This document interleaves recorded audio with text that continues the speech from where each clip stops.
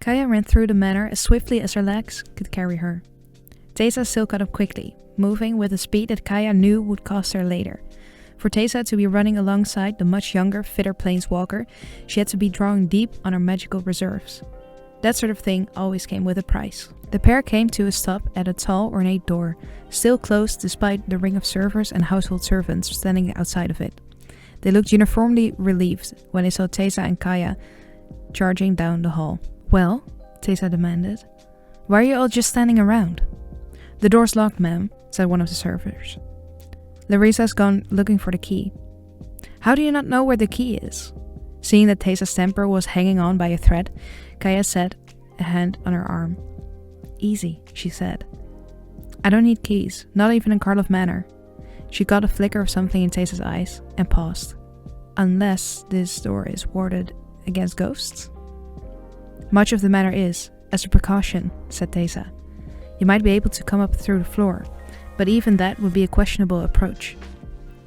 "Great. So someone's in trouble and we're just going to stand around?" Kaya's displeasure was radiant.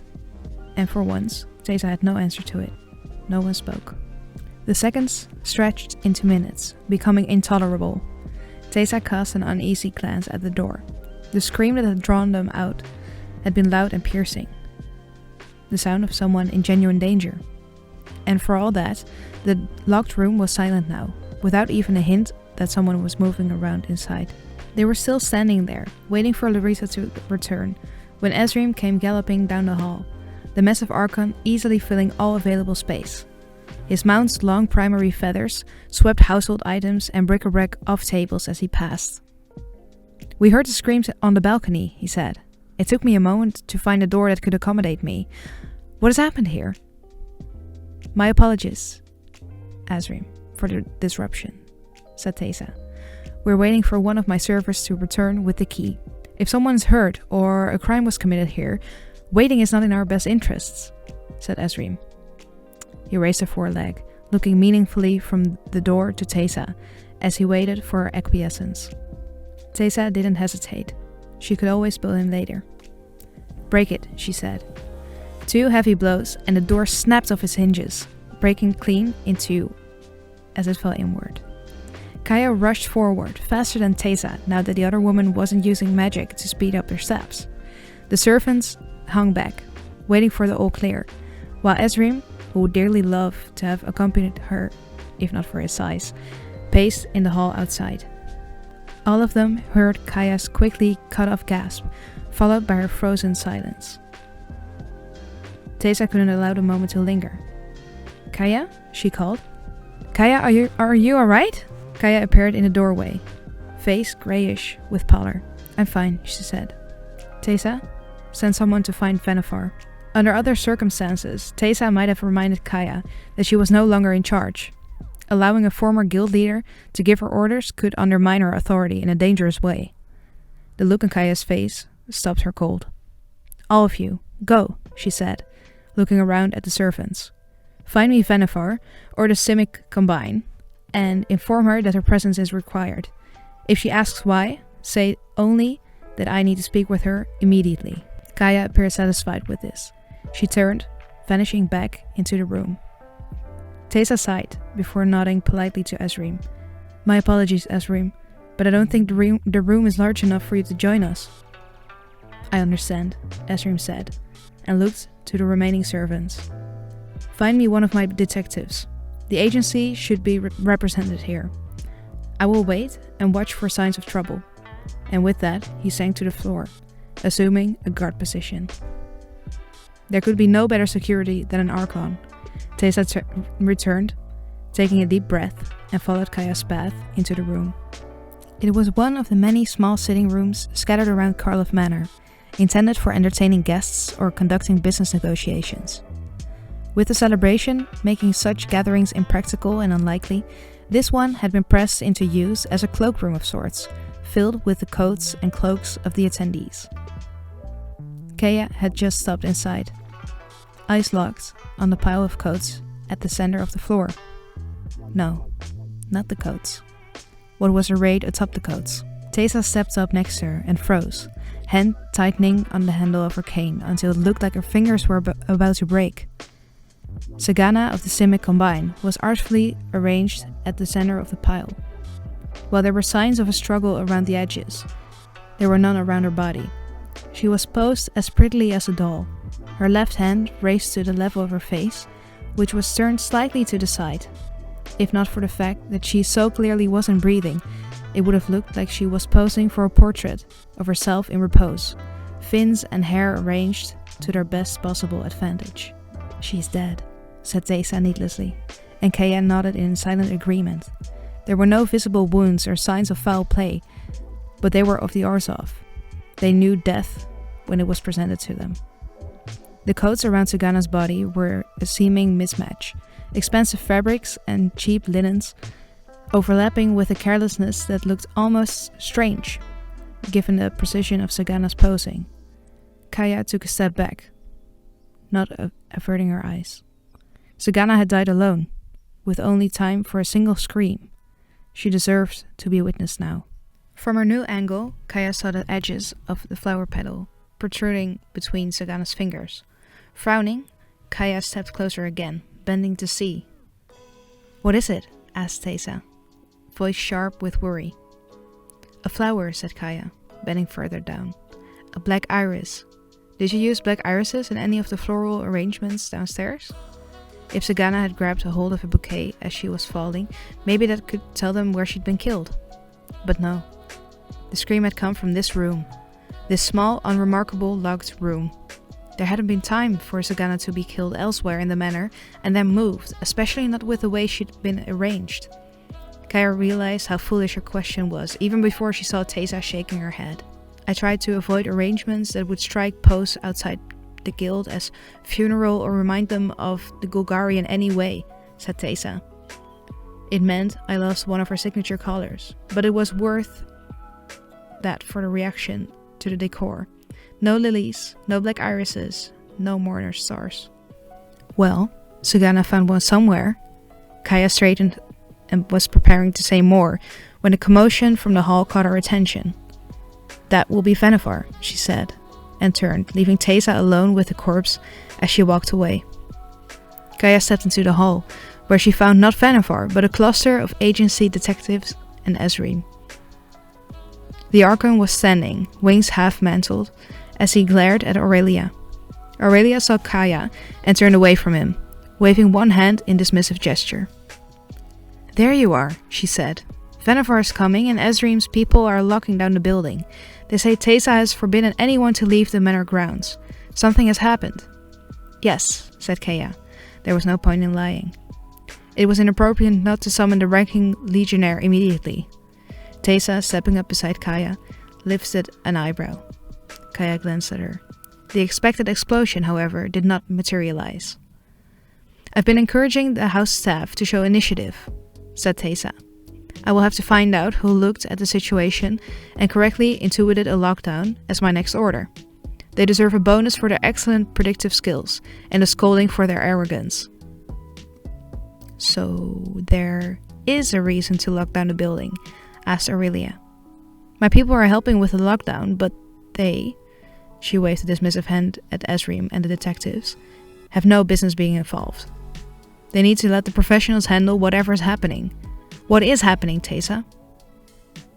"I would prefer to wait for Venivar before saying anything. You know as well as I do that the walls have ears." Teysa folded both hands over the top of her cane, and Kaya realized that the other woman had positioned herself such that between the two of them, they completely blocked off access to the room behind them. Clever and easily done. Footsteps approached down the hall, accompanied by the soft swishing of protoplasm brushing against the floor. Everyone assembled turned, watching the approach of Venivar of the Simic. 3 lower-ranked members of the Combine accompanied their leader, who was frowning, looking distinctly unamused. "Teysa, what is the meaning of this?" she asked. "Why did you summon me like a common criminal? Why are the Azorius and the Boros telling my people that we're not allowed to leave?" "I was hoping to do this in a less open location," said Teysa. "Would you be willing to step into the library?" "No. You summon me without explanation, and then you try to delay offering up the same? I'm sorry, but whatever you have to say, you say it here and now. Teysa frowned, hands tightening again atop her cane. Well then, Venivar, it is with the deepest of regrets that I inform you that Sagana of the Simic Combine has been killed. The effect on the gathering crowd, all of whom had known that something terrible had happened, was nothing short of electric. Venivar swayed, expressing one of pure shock. Ezreem turned to start snapping orders at his agents, as Aurelia snapped her wings fully open, preventing them from getting past her. "There's a dangerous killer on the loose!" Aurelia shouted. "This is not a time for amateur detective work. The Legion will take over from here. The guilds will handle this, as we always have." The agency detectives immediately began to argue. Kea exchanged a look with Teysa, who looked almost as disgusted as she did by the brewing dispute. "If you'll excuse me," said Kaya, voice low and mild. When she wanted to do was scream. Teysa nodded, staying where she was as Kaya turned and stalked away, vanishing down the hall, leaving the squabbling parties to their fight. The ballroom was largely deserted when Kaya arrived, save for a few servers still milling near the walls. It had never been intended as a center point of the gathering, more a retreat for those who wearied of the celebration and needed a moment away from the crowd. If she hadn't been escaping certain conversations by retreating to the private balcony, she would have been here when Sagana's body was discovered. The grand balcony, where the guests of honor had been acknowledged, ran all the way along one wall of the ballroom, tall glass doors standing open. The sky outside no longer lit up with colored fire, and the sounds drifting from below were very different from the unfettered celebration that had been going on first she went inside. Walking to the edge, she looked down to see the partygoers standing in long, looping lines, each one ending at a member of the Senate and a glowing Verity Circle. They had cast their spells with admirable speed, making Kaya wonder if they hadn't been preparing for something to go wrong tonight. Burrow's legionnaires stood near the casting mages, protecting them from interference. It would be just like the Azorius and the Burrows to come to a party intended to honor the agency prepared to step in and prevent, as Aurelia put it, amateur detective work. She didn't believe the Senate would have started a problem if one hadn't presented itself, but now that they had the chance, they were eager to prove that they were still the law on Ravnica. Nothing ever really changed. The whole plane could have fallen, and the guards were still desperate to hold on to their authority. And it didn't take a genius to look at the guest lists for tonight's celebration and see that trouble was all but guaranteed. With 8 of the 10 guilds represented, she hadn't seen anyone from House Sumir, and the Golgari swarm was similarly absent. The chances of rough edges scraping against one another were incredibly high. She frowned, scanning the crowd again. 8 of the 10. But she hadn't seen many Regdos tonight. Had she? Only Judith, glaringly visible in her black and red leathers. Judith, who had vanished before the killing. Troubled, Kaya turned away from the crowd, heading back toward the people she had left behind in the hall. Whether the Azorius had orchestrated their role in this or not, their Verity Circles would prove the guilt or innocence of the attendees in short order. Some of the Boros legionnaires supporting the Lawmages had been holding sheets of paper she assumed were official guest lists. They wouldn't miss anyone. When she had reached the hall, only Ezreem remained, his front talons folded in front of him and his narrowed eyes fixed on the coat room door. He huffed frustrated, amusement at Kaya's return. "Everyone in there?" she asked. Teysa led Venivar to a private room to take a glass of Casarda and compose herself, he said. "One of my people accompanied them.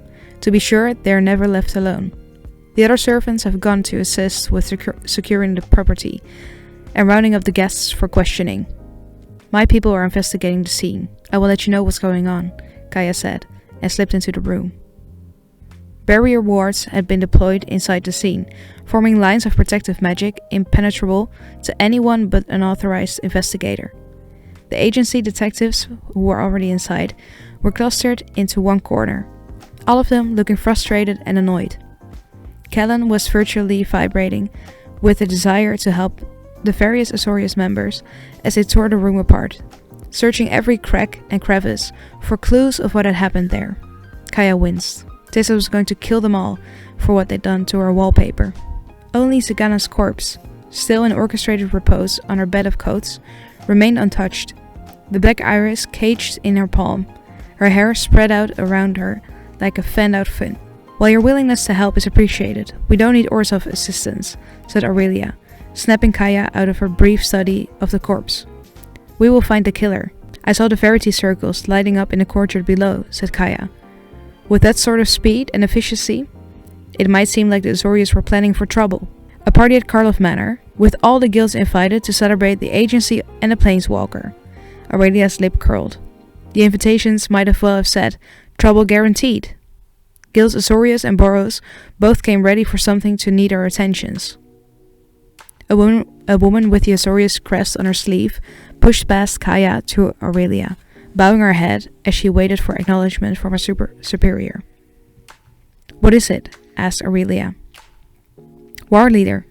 With the exception of the people in this room, Guildmasters Teysa and Venevar, and Chief Ezreem, but everyone has been questioned," said the Azorius, anxiously.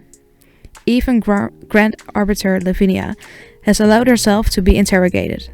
She sent me to ask you to agree to the same. We must all be above reproach." "Can you cast a Verity Circle?" asked Aurelia. Swallowing hard, the young Azorius nodded. "Good. Then question us, and leave us to our investigation." The woman stepped back, almost stumbling, and lifted her hands, murmuring the incantation to cast her circle into existence. It snapped up, around both Kaya and Aurelia, something for which Kaya was obscurely grateful. With a guildmaster inside the circle, hopefully the questions would be restricted to ones that were relevant to the situation. It would have been all too easy for the Lomage, who had suffered personal losses in the invasion, to ask a few more personal questions before allowing the circle to dispel. The Verity Circle couldn't compel speech, but someone who was caught off guard might say more than they intended. The young guild mage seemed determined to demonstrate the even-handed fairness that was the hallmark of the Senate. Her questions were quick, precise, and calm. Had either of them done harm to Zagara either directly or indirectly? No. Had either of them killed her? No. Did either of them know who had? No. And did either of them have a suspicion of who might have done so? Kaya managed to swallow Judith's name, telling herself that her curiosity didn't rise to the level of suspicion. The Azorius dropped the circle. "With your permission, Legionnaire, I will speak to the investigators?" Yes, said Aurelia, waving her off to begin casting her Verity Circles on the other occupants of the room. Kaya, meanwhile, was staring at Aurelia. All that noise about letting the professionals handle things, and you don't have any suspicions? Aurelia turned away. Azorius is handling the investigation, not Boros. I'm here just to keep the order, at Lavinia's request, since she can't be in two places at once, and would much rather be searching for answers than supervising someone else. Your guilds did plan this, said Kaya, suspicions confirmed by Aurelia's easy acceptance of her role here. Were you away from Ravnica so long that you forgot how things work? Asked Aurelia, looking back at her with one eyebrow raised. There have been changes, yes, but the core of the city remains as it has always been, as it will always be. The Azorius keep the law, the Boros enforce it. A group of amateurs playing at protection will never displace us. Kaya glared. The guilds aren't everything. Did you feel that way when you let the Orzhov? And if you did, it's no wonder they replaced you at the first opportunity. The guilds are Ravnica. Well then, Ravnica, do you have any idea what happened here? Or are you as clueless as the rest of us? Before Aurelia could answer, someone behind the pair cleared their throat. Both women turned. A human man stood in the doorway, skin a few shades lighter than Kaya's, hair dark on top but graying at the temples, dressed in a long azure coat. A few of the Azorius who had already been released from the Verity Circles shot him a sour look. He paid them no mind, attention fixed on Kaya and Aurelia. I believe I may have some idea of what happened here, he said, as calmly as if he were requesting a cup of tea. And you would be... asked Kaya. Ah, yes. I see how that might sound. He stepped into the room, studying Sagana's remains. Fear not, I have already allowed myself to be interviewed via Verity Circle. I am not your killer. I may, however, be your savior. He didn't have an invitation, said the Azorius mage who had been casting the Verity Circles, her tone tight and unhappy. I would have noticed his name on the list. And what name is that? Asked Kaya. She was getting frustrated. This was no time for games. I'm sorry, did I not say? I'm Elquist Proft. Some people call me the Great Detective Proft, and I have some skill in this arena. He moved closer to Sagana's body and crouched low to the floor, his eyes flickering rapidly from one aspect of the scene to the next. For all their apparent discomfort, none of the Azorius members in the room objected, while the agency detectives who had been waiting for the opportunity to assist visibly relaxed, clearly trusting the man. Kaya looked at them with new interest. Has anyone touched the body or its surroundings? He asked. No, said Aurelia. Well, in that case, including the flower in her hand, which we can interpret as being representative of the Simic in this specific instance, she had been arranged such that the sign of each guild is visible on the coats beneath her, and a pattern has been formed. What do you mean? Asked Kaya. Come here, he said, beckoning her closer without rising from his position. Kaya obliged, too intrigued to object to his high-handed summons. Once she had stopped beside him, Proft straightened, indicating the body and its surroundings with a sweep of one hand. Look closely. What do you see? Sagana and coats, said Kaya dutifully, searching for the pattern Proft had mentioned. Then she blinked, shifting to the side to get a different angle. No matter how she stood, the Demir logo failed to appear. I don't see Demir, she said. But there aren't any Demir in attendance, so that makes sense. This design incorporates all 10 guilds' seals, said Proft, indicating a panel pattern which occurred in various degrees of folded over on several of the coats. The Golgari are likewise absent from the invite list, but their seal is visible several times. See the way these buckles form the mandibles? I would wager that, if you move her hand, a folded pattern, greatly resembling the Demir seal, would have been covered by the position of her arm. Kaya shook her head. That's a lot of trouble to go through. I can't believe I didn't see that, she said. You've also failed to spot the one member of the House Demir in attendance. Kaya, startled, ready to object, only to find Proft already looking at her with an earnest lack of judgment. He wasn't criticizing. He was describing the situation as he saw it. Who? She asked. Proft smiled. Convincing Aurelia to stay behind hadn't been difficult, especially not since Ezreem rose and reminded her that she had been the one who wanted to take ownership of the scene. At least now, she was allowing the other agency detectives to do their jobs, Proft's revelation having shamed her into accepting their usefulness, however grudgingly. Teysa and Venevar had yet to put in a return appearance, and while all the guests knew that something was happening by this point, there was no reason for them to suspect murder, although Proft had somehow suspected and followed his suspicions back to their source. Kaya eyed him speculatively as they described the stairs to the main floor. He didn't seem to notice. She wasn't fooled. Only a few minutes with him had been enough to illustrate that he noticed everything, however small or inconsequential it might seem. The Verity circles were cast and checked according to the guest list, said Proft abruptly. If someone failed to appear on the list and evaded the circles with care, they could easily escape questioning. If it were someone who had good reason not to want to be questioned under conditions of absolute truth, say a Demir spy and known assassin, it would be simple to exploit the gaps in our investigation until the gates are unlocked. Honestly, the only thing I don't understand is why the individual in question lingered long enough to be caught by the lockdown. She's far too skilled for that. Where is she? Asked Kaya. I didn't see anyone wearing Demir collars. Did you really think a Demir agent would make their presence so apparent? I might not have seen her. had she not been taking such exquisite care to avoid interaction with members of the Selesnya conclave. Given that she was wearing the colors of their guild, they should have been her closest companions, not a reason to step aside. "Oh," said Kaya, scanning the crowd with new eyes. She had fallen so quickly back into the Ravnican way of thinking, where no one would wear the colors of a guild they weren't affiliated with, unless they were looking for trouble. Members of the conclave were scattered through the crowd, milling as purposelessly as the other guests who had been questioned but not released. At the base of the stairs, Proft looked around, nodded to himself, and struck out across the party, heading for the fringes, where the lowest ranking guild members had naturally assembled. Kaya followed closely, watching the crowd as she tried to see whatever it was that he saw, whatever intangible trail he was so intent on following. As they reached the edge of the crowd, Proft motioned for Kaya to step back, then continued onward his own, moving until a dark-skinned woman in Selesnya green and white was standing almost exactly between them.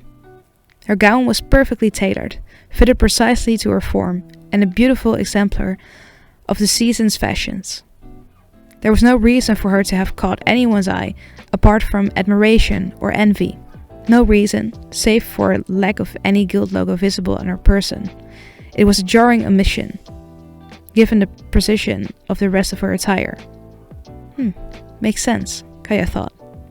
There were no laws against wearing another guild's colors. Wearing their shield, on the other hand, could come with consequences. "Miss Etrata," said Proft, taking a step toward the woman, "I'm afraid we need to speak with you. Please come with me now." The woman whipped around, lips drawing back in a hiss, which revealed her impressive vampiric incisors. Her entire demeanor changed in that instant, going from bored socialite to cornered predator. Casting a glance at Kaya, she clearly marked the planeswalker as the greater threat. Charging straight for Proft, she knocked the investigator to the ground and began to cut a straight line through the crowd, heading for the hedge maze. "If she gets in there, we'll never find her!" shouted Kaya, already turning to give chase. "Try not to lose sight of her. I'll do what I can to help from here," said Proft, pushing himself into a sitting position without rising from the ground. Kaya was fast. Etrata, however, was faster, and that, in addition to her head start, put her more than halfway to the hedge maze when Kaya began gaining ground, largely by dint of turning herself intangible to avoid dodging other around partygoers. Charging straight through them was more efficient. Still, Etrata was going to beat her to the maze, no question, at least until the world abruptly inverted itself around her. Grey cobblestone and gathered revelers being replaced by columns of towering blue light. They were no longer racing towards the hedge maze. Instead, Etrata was running down an alleyway that Kaya knew all too well, deep in the heart of Orzhov territory. The magic, wherever it was coming from, didn't feel malicious or like an elaborate attempt to trick her. In fact, based on the way Etrata was slowing and looking frantically around, scanning the surrounding buildings for a way out, this was helping Kaya more than anything else. She put another burst of speed, pushing herself to her physical limits. In the sudden silence, her footsteps echoed like rocks dropped into still water. Etrata glanced backward over her shoulder, before making an abrupt left turn into what Kaya knew was a dead-end alley. She was within 10 feet of the vampire when the white landscape collapsed around them and Etrata plowed directly into Kellen. The young agency investigator looked surprised, even with clasped arms around the runaway Demir. She struggled and snarled, but he shook his head, not letting go. He was still holding her when Kaya ran up to the pair of them. "What was that?" she asked. "That was me," said a winded voice from behind her. She turned. Proft, clearly exhausted but back up on his feet, was staggering through the semi-dispersed crowd to join them. A further look told her he wasn't injured, just exhausted. "What kind of magic is that?" "I make what's in here become out there, and I can recreate anything I've ever seen," he said, tapping his temple as he looked past her to where Etrata struggled to escape from Kellen. "Everything all right, young man?" "Absolutely, sir," said Kellen. "Thank you for helping us apprehend this miscreant." Members of the Azorius Guild were already beginning to converge on their position, with Lavinia at the head of the largest cluster. Kellen tightened his grip, jaw jutting out briefly in stubborn determination. Proft stepped forward, setting a hand gently on his arm. "This is not the time to stand our ground," he said. "They found nothing. We found a possible culprit. They didn't assist in the chase. You captured her. The agency doesn't need the glory if we have the satisfaction of knowing that without us, none of this would have been possible." Kellen nodded, grudgingly. Lavinia drew close enough to speak. "Remand the suspects to Azoria's custody at once," she said, voice ringing over the courtyard. Kellen released Itrata, standing next to Kaya and Proft, as she was swiftly apprehended again by the waiting Azorius. The three of them remained where they were, watching as Itrata was hauled away.